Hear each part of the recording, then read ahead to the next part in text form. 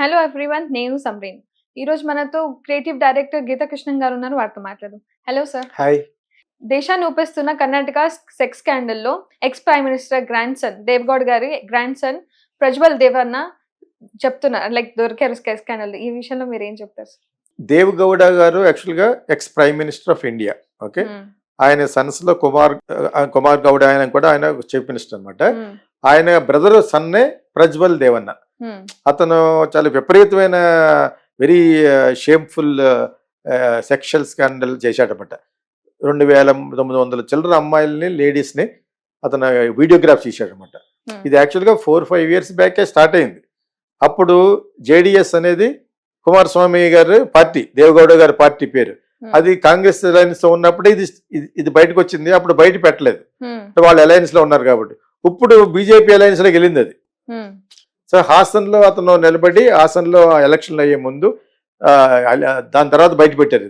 ఇది ఒక స్కీమ్ లో పెట్టారనమాట. బీజేపీని బ్యాడ్ చేయాలి అనే ఉద్దేశంతో అక్కడ DK Shivakumar deputy chief minister and also Congress గెలిచింది అక్కడ.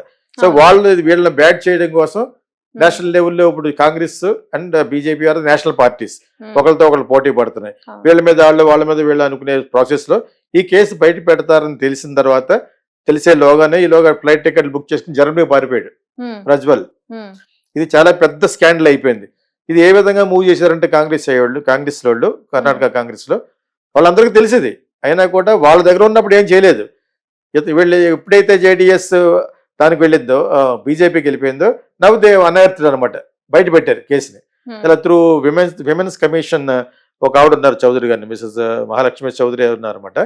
సో ఆవిడ ద్వారా ఆవిడ చాలా యాక్షన్ తీసుకుంది.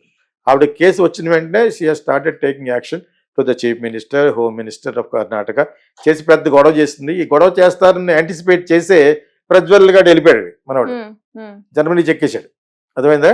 ఇప్పుడు ఎప్పుడు వస్తాడనేది నేషనల్ ప్రెస్ అంతా కూడా ఎంటైర్ ఇండియాలో ఇప్పుడు అందరూ మాట్లాడుకునే డిస్కస్ చేసుకునే బజ్ ఉన్న ఇదేంటంటే ఇదే Prajwal Devanna sex scandal.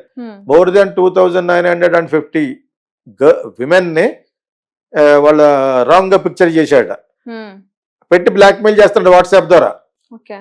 And also ఇంట్లో ఉన్న పని ఒక వంట మనిషి బాగుండి ఉంటుంది ఆవిడ, ఈ ప్రజ్వల్ ఫాదర్ ఆవిడని తగులుకున్నాడు, ఆవిడ కూతుర్ని కొడుకు తగులుకున్నాడు. అంటే ఎంత దరిద్రం అంటే ఇంట్లోనూ సెక్స్ స్కాండల్, బయట కూడా they try to blackmail. అంటే మదం అనమాట, డబ్బు పాలిటిక్స్ ఉన్న మదం అక్కడ చూపించుకుని బ్లాక్ మెయిల్ చేస్తారు. అంటే ఎవరు ఏం చేయలేరని, అంతే కదా. సాధారణంగా ఇటువంటి సెక్స్ స్కాండల్ అంటే సీక్రెట్ గా పెట్టుకుంటారు. ఇది పబ్లిక్ చేసి వాళ్ళు బ్లాక్ మెయిల్ చేస్తున్నారంటే అది ఎంత ధైర్యం ఉండాలి, ఎంత స్కౌండర్లు. అడు ఇది number 1 స్కౌండర్, like call that fellow స్కౌండర్. So దాన్ని ఏం చేస్తారు అప్పుడు, బికాజ్ ఇది బీజేపీకి బ్యాడ్ వస్తుంది. యాక్చువల్గా బీజేపీ కాదు, అది కాంగ్రెస్ కాదు, వాళ్ళతో అలయన్స్ పెట్టుకున్నా వేరే పార్టీ. ఇది వాళ్ళకు 40 సీట్లు వస్తాయి ఇప్పుడు, అటు ఇటు కాకుండా ఉంటది కాబట్టి వాళ్ళు ఎవరో వాళ్ళు కలుస్తారు. అర్థమైంది మీకు? It is not neither a very big party not a small party, but it is a party.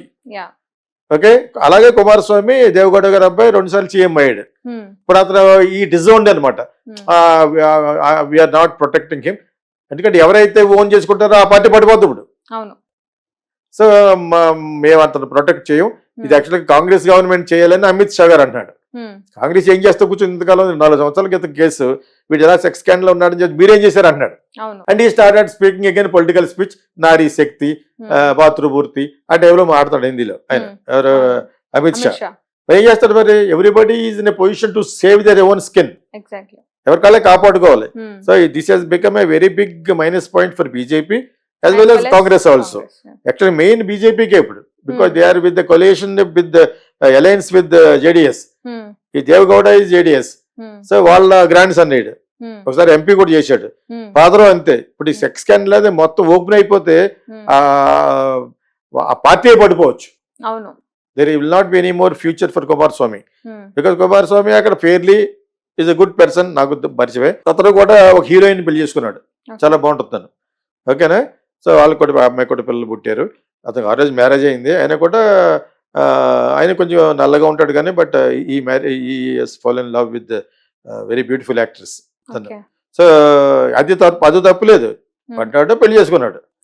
వీడు అలా కాదు కదా, is blackmailing innumerable girls, innumerable women without any age limit. Exactly. ఎవరు కనపడితే వాళ్ళని is trying to blackmail అనమాట.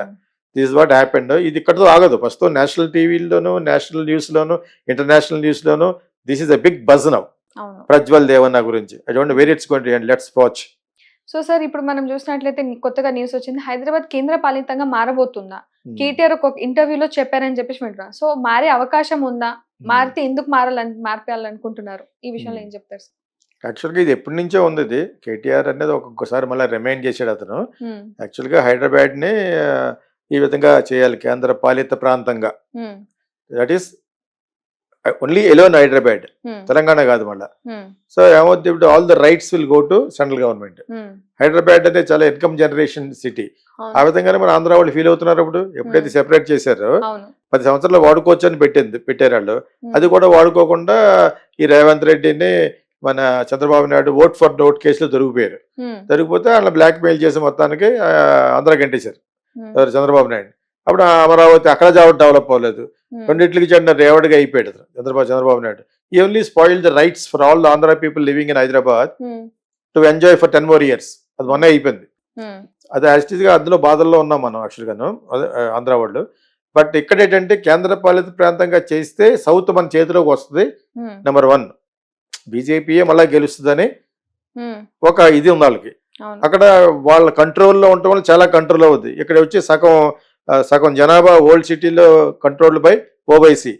అది మనసులో చెప్పరు బయటకు. అది బీజేపీ ఎజెండాలో అదొక ఎజెండా. అందుకని అక్కడ ఒక స్ట్రాంగ్ క్యాండిడేట్, డబ్బులు ఖర్చు పెట్టే క్యాండిడేట్ నిలబెట్టారు. నేను ఫ్యాక్ట్ మాట్లాడతాను కాబట్టి that is one of the reason. Muslims కూడా కంట్రోల్లో తీసుకోవాలంటే దిస్ హ్యాస్ టు బికమ్ ఒక కేంద్ర పాలిత ప్రాంతంగా కావాలి. ఒకటే రిసోర్సెస్, ఇది very resourceful city in the entire Asian today after Dubai. Dubai is the best city in the whole world. దాని తర్వాత హైదరాబాద్ ఇండియాలో fast growing city, new city కాబట్టి. సో దీన్ని మనం కోటలో బాగా వేసి సెంట్రల్ గవర్నమెంట్ కింద అయిపోతే వీళ్ళు ఏం చేయలేరు. ఇక్కడ మళ్ళీ అందరికి సమానం. అప్పుడు మీకు అర్థమైందా?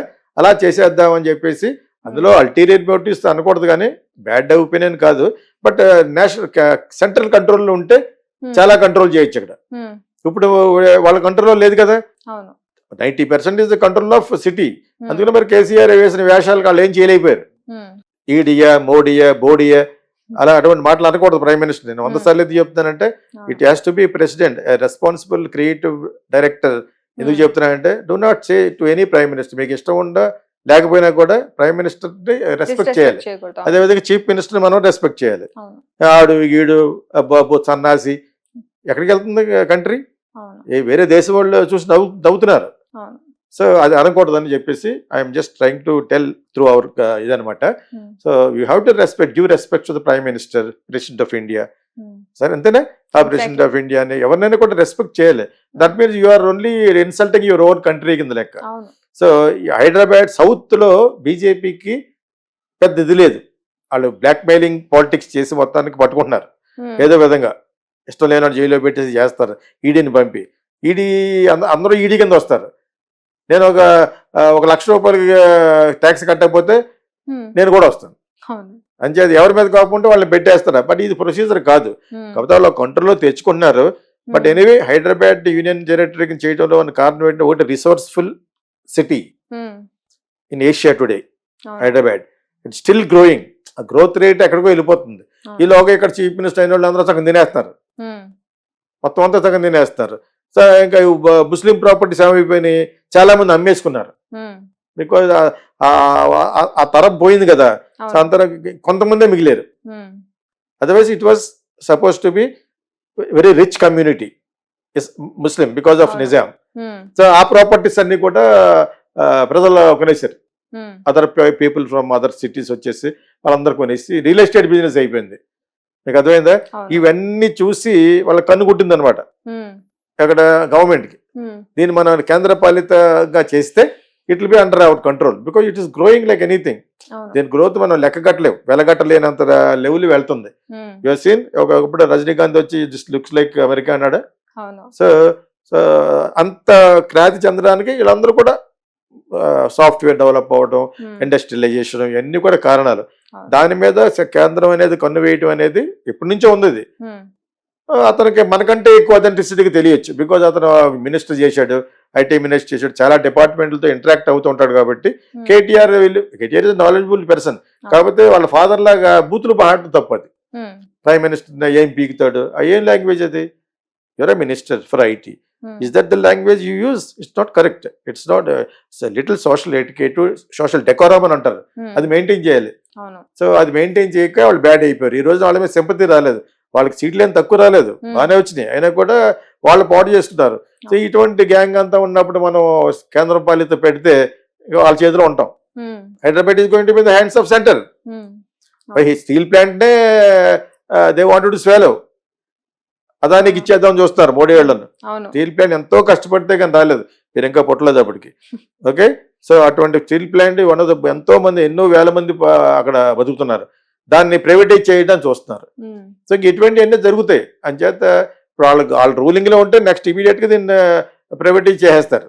అది నాకంటే ఎక్కువ అతనికి బాగా అంది ఉంటుంది వార్త, because he was in the government కాబట్టి.